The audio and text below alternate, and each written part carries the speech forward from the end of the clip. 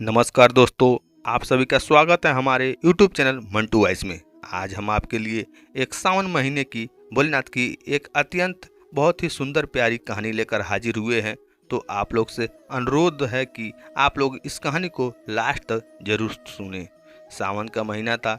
भगवान भोलेनाथ और माता पार्वती कैलाश पर्वत पर बैठकर पृथ्वी के सभी प्राणी को देख रहे थे। कोई शिवलिंग पर जल चढ़ा रहा था, कोई दूध चढ़ा रहा था और कोई बहुत दूर से गंगा जल लाकर चढ़ा रहा था। उन सबको ऐसा करता देखकर माता पार्वती ने भगवान भोलेनाथ से कहा, यह सब जो आपको इतना कुछ अर्पित कर रहे हैं, क्या इनसे इन्हें कोई फल मिलेगा? इस पर भगवान भोलेनाथ ने कहा, जो लोग मुझे सावन मास में जल अर्पित करते हैं उन्हें स्वर्ग लोक की प्राप्ति होती है। इस पर माता पार्वती ने बड़ी हैरानी से कहा, ऐसा होता है क्या? तो इसका मतलब यह है कि लाखों करोड़ों लोग जो आपको सावन में जल अर्पित कर रहे हैं, क्या वह सभी प्राणी स्वर्गलोक प्राप्त करेंगे? भगवान भोलेनाथ ने कहा, पार्वती, तन से स्नान कराने से ज्यादा महत्व मन से है। इस पर माता पार्वती ने कहा, प्रभु, यह कैसे पता चलेगा कि कौन मन से स्नान करा रहा है? तब भगवान भोलेनाथ ने कहा, पार्वती, यह पता चल जाता है कि कौन मन से स्नान करा रहा है और कौन तन से। आइए देवी, यह बताने के लिए मैं आपको पृथ्वी लोक पर लेकर चलता हूँ। एक समय की बात है, किसी गांव में एक बुढ़ी माई अपने बेटे के साथ रहती थी। माँ बेटे मेहनत मजदूरी करके अपना जीवन व्यतीत करते थे। एक बार बूढ़ी माई के मन में विचार आया कि अब उसका पुत्र विवाह के योग्य हो गया है, अब उसे अपने लिए बहू लानी चाहिए। कुछ समय बाद बुढ़ी माई ने अपने बेटे का विवाह एक सुशील कन्या से कर दिया। उसकी बहू सुंदर और सुशील संस्कारी, वह प्रतिदिन जल्द उठकर घर की साफ सफाई, स्नान आदि करती थी और भगवान शिव का अपने घर में पूजन करती थी। विवाह के कुछ समय बाद सावन का महीना आया था। बूढ़ी माई की बहू भगवान भोलेनाथ की बहुत ही प्रिय भक्त थी। उसके मन में विचार आया कि वह सावन के महीने में मंदिर जाकर शिवलिंग पर जल अर्पित करे। इस विचार को उसने अपनी सास से कहा, माताजी, सावन का महीना शुरू हो गया है, मैं मंदिर जाकर पूजा पाठ करना चाहती हूँ, शिवलिंग पर जल अर्पित करना चाहती हूँ। लेकिन बूढ़ी माई ने उसे मना कर दिया और उससे कहा, घर में ही पूजा कर लो बेटी, मंदिर जाने से समय बर्बाद होगा, इतने समय में तुम घर का सारा काम कर लोगी। यह बात सुनकर वह बहुत उदास हो गई, लेकिन कुछ नहीं कर सकी। उदास होकर घर के कार्यों में लग गई। उस दिन उसने अन्य जल कुछ भी ग्रहण नहीं किया था।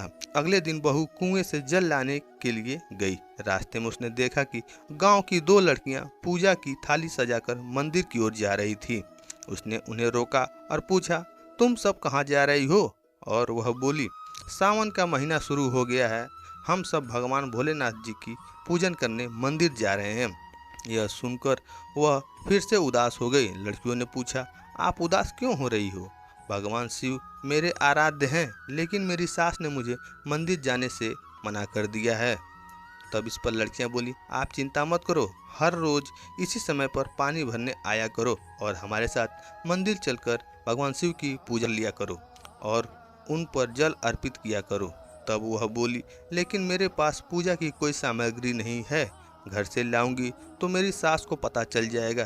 तब उस पर लड़कियां बोली, आप हमारी पूजा की सामग्री यूज कर लेना। यह सुनकर वह बहुत खुश हुई और रोज उनके साथ मंदिर जाने लगी, जहां वह शिवलिंग पर जल चढ़ाती थी और भक्ति भाव से भोलेनाथ की पूजा करती थी। और वह कहती थी, मैंने अपनी सास से यह बात छुपाई है, इसके लिए मुझे क्षमा कर दीजिएगा। ऐसे ही पूरा सावन का महीना बीत गया। सावन के अंतिम दिन उसने सोचा कि पूरे महीने मैं इन लड़कियों की सामग्री से पूजा की हूँ, आज तो मुझे भोलेनाथ को कुछ अपना ही देना चाहिए। ऐसा कर कर उसने अपनी नाक से यानी सोने की नाथ उतारी और उसे धोकर शिवलिंग पर अर्पित कर दिया और पूजा करके वह घर आ गई। अपनी सास से अपना मुंह छिपाकर इधर उधर घूम रही थी, क्योंकि वह जानती थी कि उसके नाक में नाथ ना देखकर सास जरूर पूछेगी कि नथ कहाँ गई। ऐसे ही दोपहर हो गई, तब सास की नज़र उसके नाक पर गई और नाक में नथ ना देखकर सास ने पूछा, बहू, तुम्हारी नथ कहाँ है? तब बहू ने बोला, माँ जी, मुझे नहीं पता, शायद कहीं गिर गई होगी। अच्छा, तब तुम यह बताओ, आज तुम कहाँ कहाँ गई थी, वहीं जाकर ढूंढ लेंगे। तब बहू बोली, मैं सुबह पानी भरने गई थी, तब तक तो मेरी नाक में नथ थी, उसके बाद तो मैं उपले थापने गई थी। सास बोली, चलो चलकर वहीं देखते हैं। दोनों वहां पहुंचे जहां पर बहू ने उपले थापे थे। सास ने बहू से कहा, चलो अब यह उपले तोड़कर देखते हैं। दोनों सास और बहू उपले तोड़ने में लग गई। जैसे ही दोनों ने अपने अपने उपले तोड़े तो दोनों में एक एक नथ निकली। सास बोली, नथ तो एक ही थी, लेकिन यह दो कैसे हो गई? इसके बाद सास ने एक एक करके सारे उपले तोड़ने शुरू कर दिए। अब सास उपले तोड़ते जाए और उन सब में से एक एक नथ निकलती जाए। सास ने बहू की ओर देखा और पूछा, क्या माजरा है बहू? तब बहू ने सास से क्षमा मांगते हुए उन्हें सारी बात बता दी और कहा, ये सब भगवान भोलेनाथ का आशीर्वाद है। आज मैंने सावन की समाप्ति पर मैंने उन्हें अपनी नाक की नथ अर्पित की थी और उन्होंने मुझे इतनी सारी नथ वापस कर दी।